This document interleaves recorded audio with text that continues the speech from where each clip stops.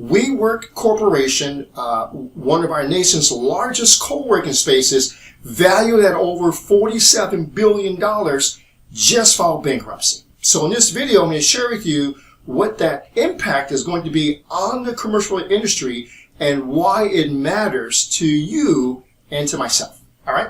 So I'm going to share with you, first of all, the WeWork business model. It's very simple. What they do is they rent out entire office buildings, okay?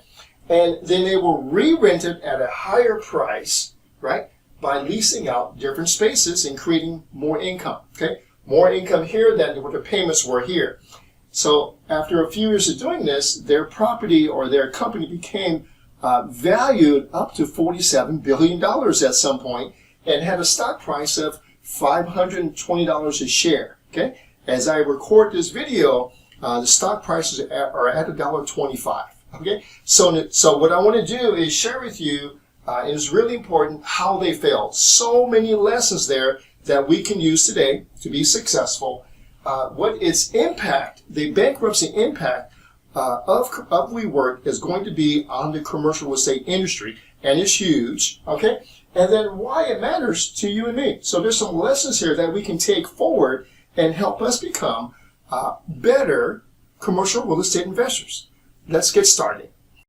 We're going to start off right here on why WeWork failed. And by the way, at any point during this video, you have a question for me, go ahead and text. Text me, text Peter to this number right here, 833-942-4516. Ask me any questions about this material or any other material, okay? Look forward to hearing from you. All right, let's continue here. Why did WeWork fail, right? And then I'll share with you the effects of their failure on the commercial real estate industry. Again, it's huge. And then why does it matter to you and I? There's opportunities in something this disruptive happening, okay? I'm going to share that with you. All right, so here's why they failed. Three main reasons why they failed, okay? So number one, they grew too fast, all right? And they acquired too many properties too quickly, too fast, all right? So how you can relate to this is imagine you having money and you bought a home to live in and you go, wow, this is a great home. I'm going to buy, I can barely afford to buy another one. In fact, I can't buy another one. I'm going to borrow money from someone else and I'm going to buy 2 other homes. Now I have 3 homes, right? So you can imagine having 3 homes and having to support the mortgage on all 3. How long could you do that? That was their problem, okay? So that's a great correlation. Number 2 is WeWork is really not a real estate company, okay? It's a startup, and they did a poor job of due diligence, okay? Real estate's real estate, so they were buying real estate, and they probably didn't bring in the real estate experts, okay, to do a good job of due diligence on the deal. You know, their leases and buying real estate and renting to people, that's the essence of real estate, okay? It's more than a startup. The due diligence should have comprised of their physical due diligence, their financial due diligence, and their legal due diligence. I have a video on that, how to do that with an apartment building or commercial property. The link will appear right there. But on the physical side, right, is, you know, taking a look at the location, the property. I think they did a good job there because I've toured their WeWork facilities and they're beautiful. They're nice, they're fancy, all these amenities. It's pretty cool. So I think they did a good job there of acquiring the properties or leasing the properties in great locations and making them look nice. Where they failed are in the other 2 components involving due diligence. The second part of due diligence is the financial part of the due diligence. This is where their financial projections were way too aggressive. They thought they can buy these buildings, getting them rented up, and make money and pay their investors. And guess what happened? The reason number 3 happened, and that was COVID-19 pandemic. The pandemic happened, and the workers shifted to remote working. Okay, so no longer needed all this office space because now people can work from home. So what happened was the WeWork decided, hey, I have no income coming in, so Mr. Landlord, I can't pay you anymore. And the landlord can't pay their mortgage and their bills, and what happens? The business collapses, okay? So that's what happened, okay? So that's how you go from $47 billion to bankruptcy. Next, what I want to do is share with you how all this impacts commercial real estate, particularly the office market, but real estate in general. And then lastly, why it really matters to you, how something this disruptive can be an opportunity for you. Let's do that next.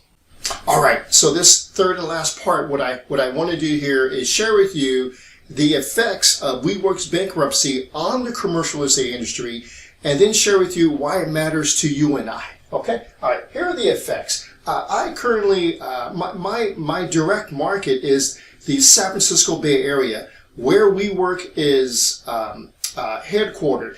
I've been in the buildings from day one, so I know exactly what happened and why it happened. So here's what's happening today.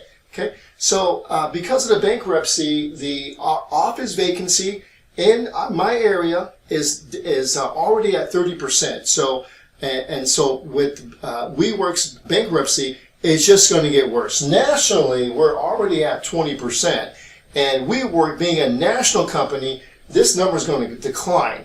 So here's the effect. So as the office vacancy increases, more spaces become available, the rents are going to drop. Okay, and I say rents dropping because they already are dropping. Okay, they are dropping right now in the office space. I see it everywhere. Okay, and as a result of the dropping of rents, landlords are going to start to default on their loans. Already happening in office buildings. Okay, already happening, and they're going to sell at lower prices. Again, already happening.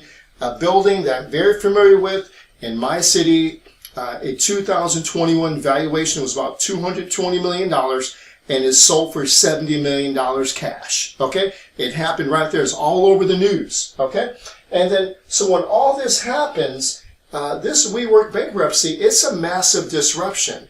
And anytime you have a massive disruption in an industry like commercial real estate, it equals opportunities. Okay, so later on this month, I'm going to produce another video on what I believe on next year's opportunities. Watch out for it because it's going to include part of this. All right, let's go over to why all of this matters to you and I. It really does. Okay, so lots of lessons learned here that was going to make us better commercial real estate investors. Again, WeWork was a real estate company, but they did not adhere to real estate principles, thus their downfall. All right, so number one, why it matters is, number one is, you should always vet or qualify the tenant, okay? So if you have an office building that you wanted to rent to WeWork, and if you were to look at their financials, look at their profit and loss statements, look at their balance sheets, look how much cash they have in the bank, you would not rent to them, no matter how much rent they would pay you, right? Obviously, buildings did, and that's why they failed, okay? So always vet your tenant. They didn't. Okay, so the landlords did not vet WeWork correctly. Okay, number two, always invest for cash flow. Okay, WeWork didn't do that. Okay, they were overly optimistic in their financial projections on their cash flow, and they spent lavishly. Okay, so the founder of WeWork is a very irresponsible person who spent way too much money. Wild parties, airplanes, and just all this foolishness using investor money, right? And took his mind, took his focus off the cash flow. Okay, that was a lesson that you can learn is always invest in cash flow. So always vet your tenant and always invest for cash flow. Number three, always have cash reserves for rainy seasons. Okay, so real estate is seasonal. You have your good periods, you have your warm periods, and you have your cold periods. So you are going to have those cold periods. When you have those cold periods, you need to be able to fork out money to keep everything afloat. WeWork didn't. Okay, they relied on investor money to keep them afloat, and that's never a good thing. Okay, that's just lack of common sense and irresponsibility. Number four, always be the landlord. Okay, always be the landlord. Here's a case in point. Okay, again, the founder of WeWork, he was unethical in doing this, but he actually bought the buildings that he leased to WeWork. Okay, he should have done that, but he did. Okay, so he was actually the owner of the building, and later on, when they kicked him out, he sold his buildings and he sold it for millions of dollars. Okay, so the landlords are going to become very wealthy because of all this debacle here. Okay, so again, it was unethical, but it proves this point that I want you to always be the landlord. Okay, whether it's a multi-family, self-storage, mobile home parks, warehouses, be the landlord. Okay, and then vet your tenant, always invest your cash flow, and always have the cash reserves. That is a recipe for success and sustainability that WeWork didn't have. All right? Okay. Thank you, everyone, for hanging out with me. Now you understand why things like this happen and how you can learn from them and then capitalize on them. All right. So if you want to learn exactly what we do for our students, go ahead and apply to be one of our proteges. The link will be right there. Also, if you enjoyed this video, go ahead and subscribe to this channel. I have more and more coming out for you. And but if you just want to read about commercial real estate investing, go ahead and click on the link right above you. There's a link to my book. Just download it and get at it. All right. Thanks, everyone, for watching. I appreciate you, and I'll see you at the next video.